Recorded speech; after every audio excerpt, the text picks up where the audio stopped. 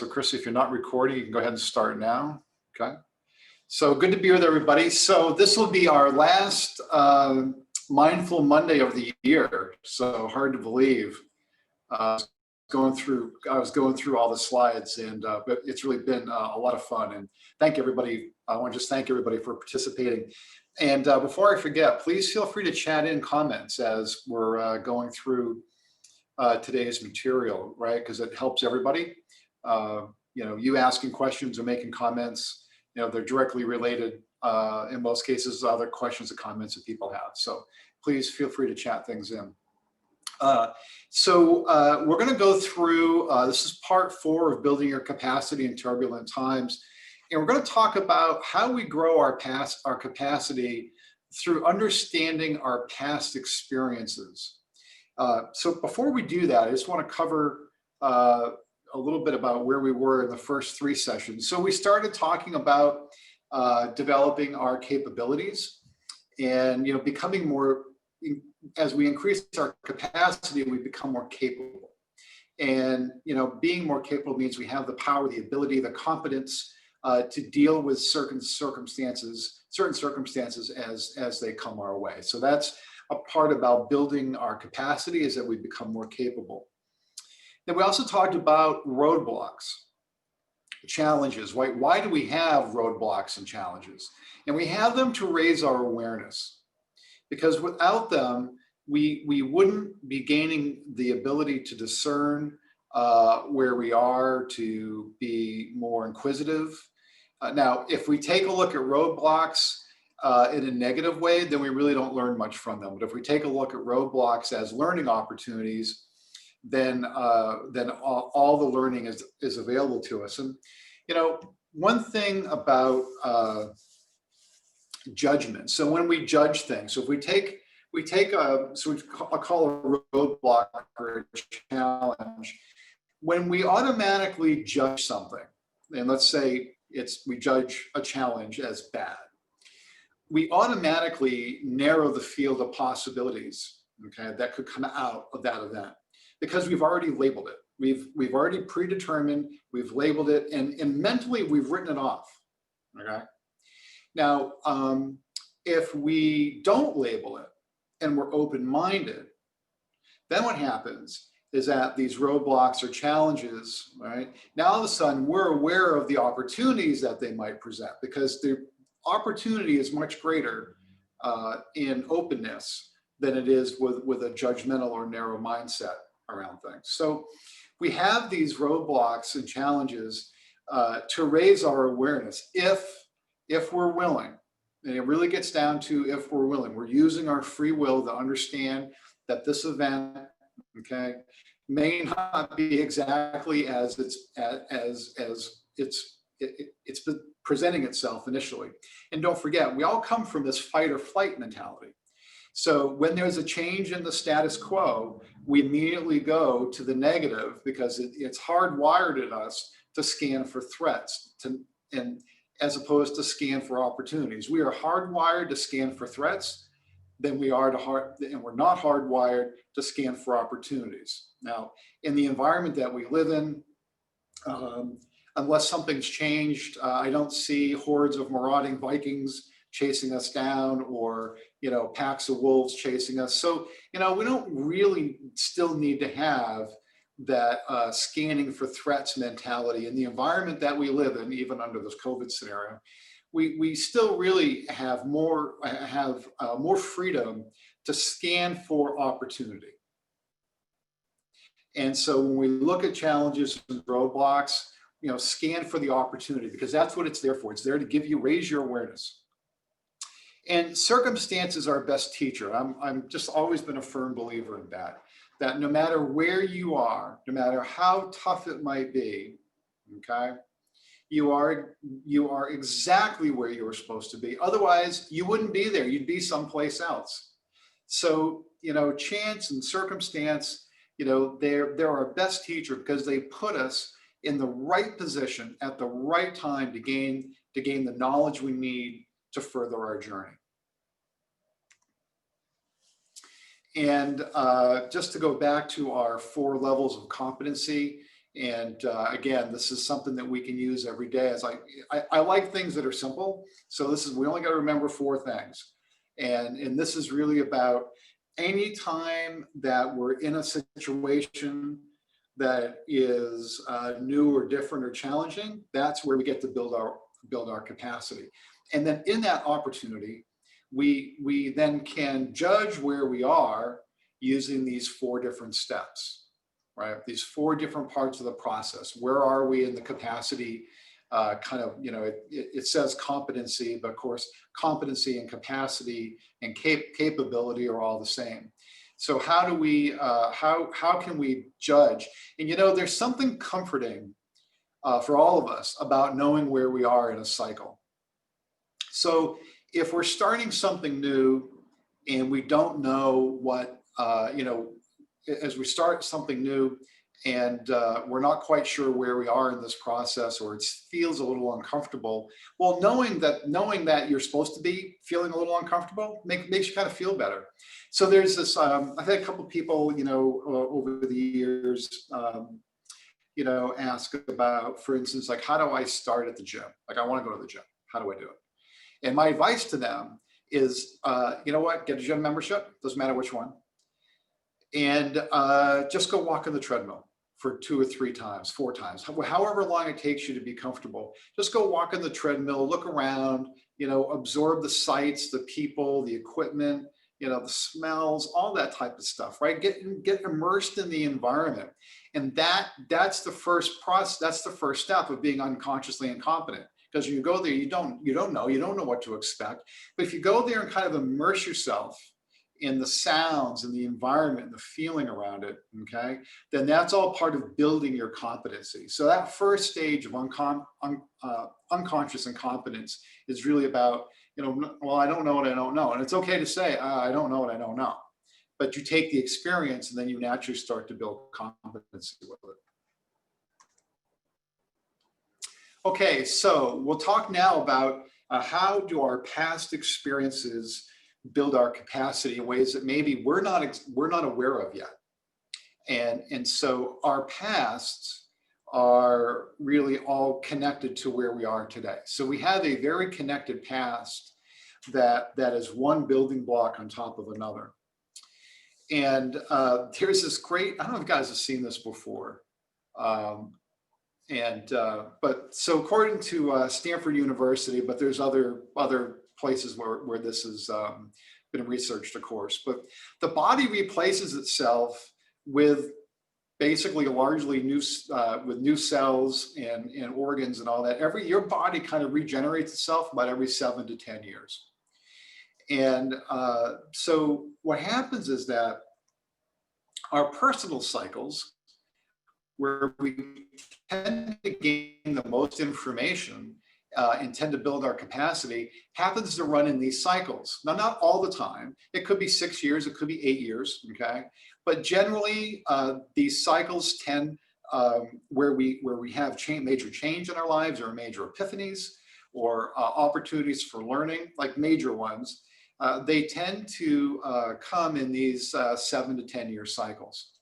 And what I want you to do, and we'll talk about this in a minute, is we'll talk about how do we plot those, because it's kind of fun to do. So major life events impact our capacity. And a lot of times we don't really fully understand how we can reach back into the past, understand a certain event for what it was. Now, for the impact that it has us on the right now in the present. So it's almost a little bit like experiential time travel, where you can go back and you can take a look at an event, and you can look at it and you can say, well, at the time, boy, that was really life-changing for me. But now, based on that event, look at the capability that it gave me. Look at how it increased my competency level and my capability to be able to handle other things. And these events, all these life events, they all build upon one another. So that's the reason why you kind of have to track them, is because one leads to another, and that gives you capacity to deal with another one, and then that gives you capacity to deal with the next one, and so on. But as we get older, it's easier, one, because we have more of them, and the second is, hopefully we're a little wiser, where we can look back on certain life events and we can understand them for what they were at the time and how they have impacted us today. Now, a lot of times, like we'll take a look at a life event and we'll say, yeah, I had this thing happen 30 years ago, and I really didn't like it very much. So fine. But maybe if we look at it differently and we say, well, I had this thing happen 30 years ago, and boy, you know what? If I really think about it, it really increased my capacity to deal with things in these ways. And so kind of understanding how all these events tend to fold in on each other. So what might these events be? Okay, they could be family related, could be, birth of children. It could be, death of a parent. It could be any, grandparents. It could be by time you spent, with grandparents or family members. It could be relationships, could be school, sports, work, friends, could be health, general experiences. I went to Europe, or I went to the Grand Canyon, or whatever they are. And then just general awarenesses, like when you say to yourself, I remember the time when I realized blank. And so in that example, I remember the time when I realized blank. Well, how did that realization, how did that help you build into where you are today? How are all these events connected? Okay, how are all these experiences connected in a way that they've built your collective capacity, the one that you have now? Okay, because what you have now, you are a collection of experiences that either acknowledged or unacknowledged have built your capacity, if you choose to look at them that way. And a lot of it really is about our awareness. It's really about how we really look at things. Now look, if I lost my arm, in a chainsaw accident, that'd be pretty hard pressed to find some of the good in that. Okay, but we're not talking about that type of event. We're talking about our general life events, right? And I can point to one that I'll share with you, and I don't know if I've shared it here or not. I don't talk about it very often, but I was a high school athlete, and I really hadn't given a whole lot of thought about joining the family business, because I did join it very young. But really, for me, I was ready to go play college sports. I was a football player, and ended up blowing and I was planning on military service, and ended up blowing out my knee, which made both of those not possible. And then I got into the family business, almost kind of by mistake. And now I look back on it and I think about, not that being a college athlete or military service, not that there's anything wrong with that, but it changed the direction of my life in a way that brought me to where I am today. And I'm immensely grateful for where I am today. So again, we can have these events, and we just have to understand them, how they change our path, and how they build, how they help us build our capacity. For me, I had this event, and I really didn't know what to do with myself. So I continued going to college briefly, and then started, working in the real estate company. And what I found was how much I really liked it, because I got to really work with people, and which is, really what I like. And so instead of the other route, which would have been college sports and then maybe a military career, it might not have been as rewarding. I don't know that, but what I do know is that that change gave me the opportunity at a very young age to make a pivot and try to find something. It kind of forced me to think differently. And so they could be any event like that. Okay, and they tend to run in 7 to 10 year increments. They could be 5, they could be 6, it could be 9, but generally speaking, there's a timeline. I see Denise has chatted in. She says, yeah, this is true. Major life transitions happen about every 9 to 10 years. Yeah. I think it'll be fun to plot this out. So here's the how-to with this. So how to learn from the past. So there's a little bit of work in this, but I think if you can just do this on a pad of paper, and I think you plot it out, it'd be pretty interesting. You don't need to do a spreadsheet or anything, but so list the major events that have shaped your life as you know it. Okay, the major events. Now they're not major they're major in impact. Okay, so it could be the day you realized X. Okay, sometimes our realizations are immensely impactful, and they change our direction. So when we talk about an event could be a realization. Right? It doesn't have to be a hard event. It doesn't have to be a car accident or a sports injury or change in jobs. It doesn't have to be that. It could be a realization. Plot them in a 7-year plus or minus timeline. All right. So, get the events and then start to list, generally, right. We're not looking for accuracy here. Close enough is good enough. And what did you learn from each event? Now that you can look back on them, so one of the advantages. I don't know about you guys. I've always said this. I'm 58. I wouldn't give back one day, not one. I love knowing what I know today. It's kind of funny. People will say, I've never been to a high school reunion because I don't want to go back. I already did all that. I want to keep moving forward. So we have the ability, right, because of where we are, to be able to look back and understand maybe with greater depth what we learned, right, from our past experiences. And then how did each event grow your capacity? Now, you can talk with greater specificity about that. When I had this event, this is what happened.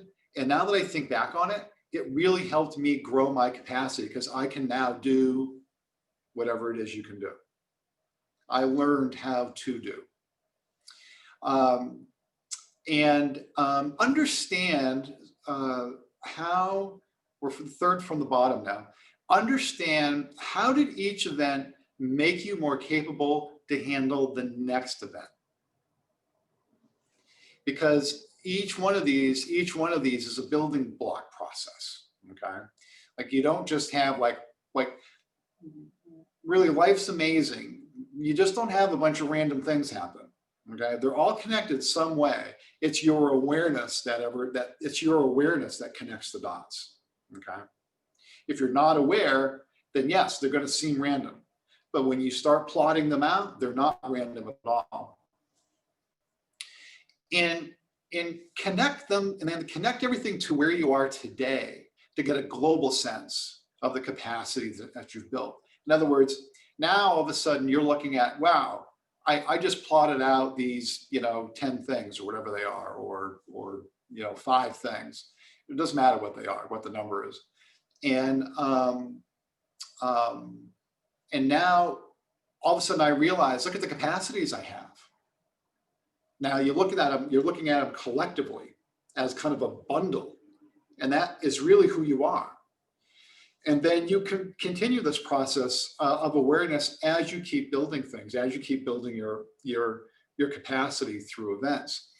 And you might have a time frame where you might have in one year, in one change cycle, you might have 3 things. If you're plotting it out over 7 years, let's say plus or minus, well, in that 7th year or 6th year, whatever it might be, you might have had 3 things. So it's not limited to one. It's not limited to one per cycle. You might have multiple things per cycle, but understand that is collectively what has given you the ability to be able to operate today. And I think the key to it is to, one, give yourself credit for the experiences that you have, and look at them as a total bundle. Because when we can look back on them and then appreciate, well, you know, I had this situation happen and I dealt with it really well, and here's how I handled it. And it gives you that appreciation to take that past experience and make it more, gives you the opportunity to allow yourself to be more aware of it in the present moment, so that you're more conscious about it being a present day skill, right? So what have I learned? What have I learned along the way? And then how has that impacted my ability to basically operate today? So it's kind of a fun process to go through. Again, you know, you're not looking for exact accuracy. You know, this isn't a moonshot. You know, we're not trying to land on a crater of the moon. So, you know, within a year or two, and, you know, whatever the events are. But I think it's a fun thing to do, because it allows you to give yourself credit, and the credit that you deserve for getting to where you are. And, you know, all of us have these collective experiences that fold into each other, and continue to fold into each other. But sometimes we're not introspective enough to go back and say, and go back and look at it. And, you know, life gets in the way, right? You know, you got kids, you got work, you got, you know, family, you got other obligations, all these things, right? That kind of get in the way, and kind of makes it hard sometimes to keep that level of awareness. So an exercise like this, you know, will help jog your memory, but it'll also, you know, help you kind of, you know, move out kind of the fog of life, so that you can get, you know, more visibility to these things that have really made you the extraordinary people that you are. So all of us lead extraordinary lives. So how are we doing here for chats? Oh, it's a big one. The death of my father made me question what happens when we die. Yeah, that's a big one.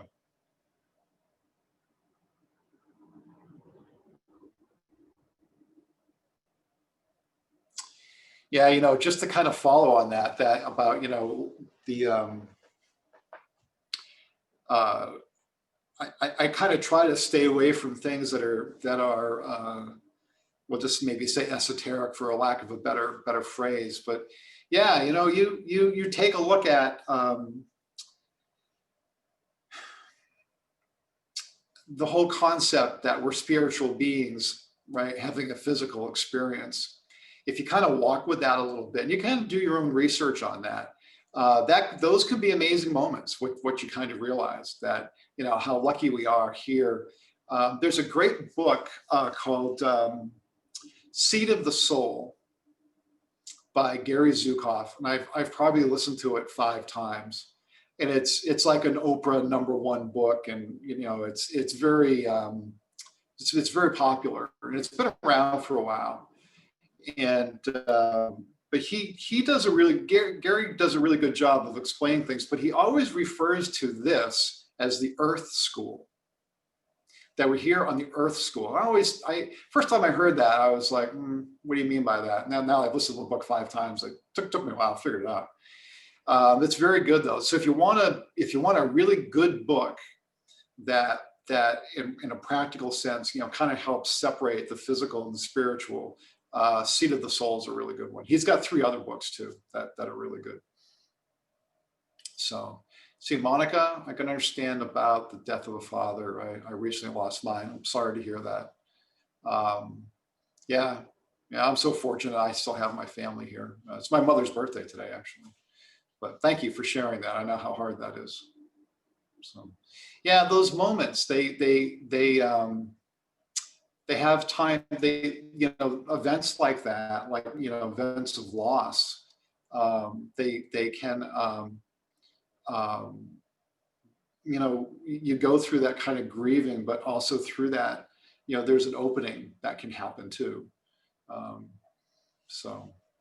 But yeah, Allie asked, who's the author? It's Seat of the Soul, SEAT, and it's Gary Zukav, ZUKOV, Zukav. Seat of the Soul, Gary Zukav. There you go, Jeannie. Perfect. Perfect. So yeah, my next call after this is to my mom. So, all right. Well, this has been fun. Lots of good chats coming through. Thank you. Thank you for sharing your personal stories. You know, it's not only good for everybody else to kind of to know that you know we all experience the same thing. It's you know it's healthy to talk about it. So. And we'll start back up in January with a whole new flight of topics. And but if you have any that you'd like me to touch upon, feel free to just shoot me an email. You guys all know how to get me, and I'm going to start building the agenda and the deck for next year. So, all right. Well, again, I probably won't see everybody in person, which I feel like I'm on an island here, not being able to travel and see everybody. But my thoughts are always with everybody, and I know everyone's going to have a great holiday, and you're all amazing. Take care.